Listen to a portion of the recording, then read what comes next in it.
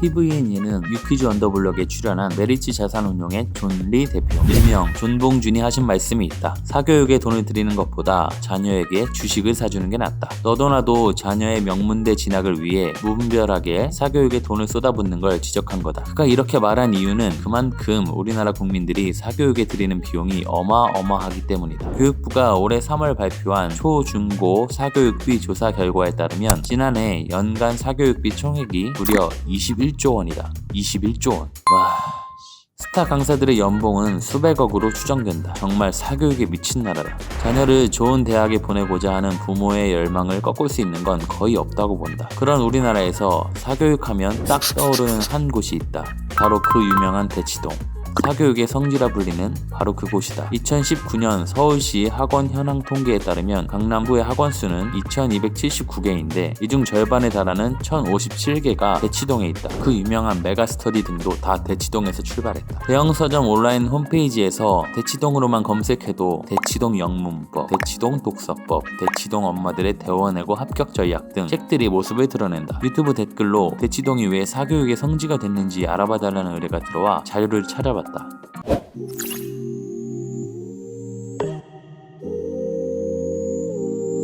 답은 서울역사박물관이 2018년 발간한 대치동 사교육 1번지 보고서에 나와 있다. 서울의 역사를 살피는 곳에서 이런 보고서를, 대치동이 사교육의 메카로 변해가는 과정은 너무 중요한 소재였나 보다. 암튼 보고서에서는 입시 제도와 학원 규제의 변화, 고학력 강사의 유입 등이 대치동이 사교육 1번지로 성장한 이유로 꼽았다. 먼저 서울시는 인구 분산을 위해 강북의 명문학교를 강남으로 이전시켰다. 학생과 학부모들이 따라 이사갈 테니까. 실제로 1976년 경기고를 시작으로 1988년까지 20여 개의 공사립학교가 강남으로 가면서 자녀 교육에 관심이 있는 젊은 엘리트들이 엄청 많이 강남 이주를 결정했다. 특히 당시 초등학생 학년기 자녀를 둔 386 세대의 이사가 많았던 걸로 알려졌다. 그러니까 386 세대가 뭐냐면 1960년대에 태어나서 1980년대에 대학에 다니면서 학생운동과 민주화 투쟁에 앞장섰던 세대를 가리킨다. 아무튼 이들은 돈 많은 사업가나 고위 관료 등이 많이 자리를 차지한 압구정동 등 같은 데보다 집값이 싼 남쪽, 즉 대치동과 도곡동에 자리를 잡았다. 자, 그 다음 1989년 전국 교직원 노동조합 설립 후 몇 년간 전교조에 동참했다는 이유로 굉장히 많은 개혁적 성향의 교사들이 학교에서 해고나간다. 동아일보 1990년 5월 22일자 보도에 따르면 전교조 해직 교사는 1,500여 명, 이 중 상당수가 서점, 문방구, 출판사 경영, 학원 강사, 번역업 등에 종사한다고 나와 있다. 또 운동권이었다는 낙인을 찍혀 일반 기업에는 취업이 어려웠던 똑똑한 대학 졸업생들은 학원 강사를 직업으로 갖는 게 비교적 쉬웠다. 대치동 사교육 1번지 보고서에서는 1987년 한국의 민주화 운동을 이끌었던 대학생 세대 중 일부는 운동판의 주인에서 강남 사교육의 공급자로 위치를 바꾸었다고 나와 있다. 꼭 전교조가 아니더라도 운동권 출신의 인사들이 사교육 업계에 진출한 건 참 아이러니하다. 메가스터디를 창업한 손준, 스카이에듀를 만든 이현 등도 운동권 출신으로 알려졌다. 이런 와중에 1992년 9월 서울시 내 중고교 재학생의 학원 수강이 전면 허용됐다. 그리고 결정적으로 1993년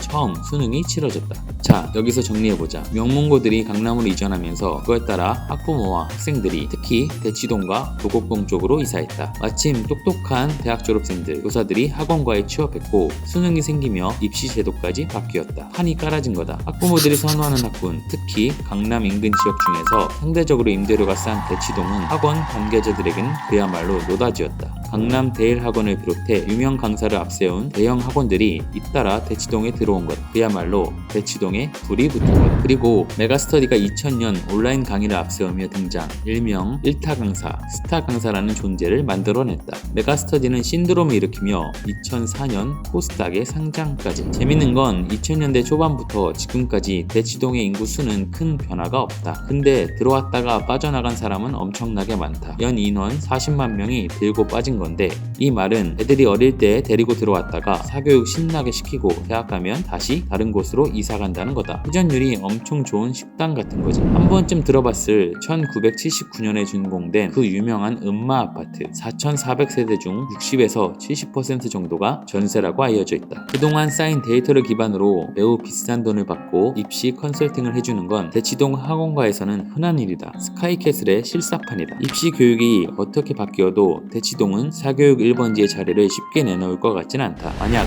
존 리 대표의 말대로 부모들이 사교육 대신 자녀들에게 주식을 사주는 문화가 자리 잡는다면 어떤 주식을 사주는 게 좋을지를 가르쳐주는 학원이 또 생길 것 같다.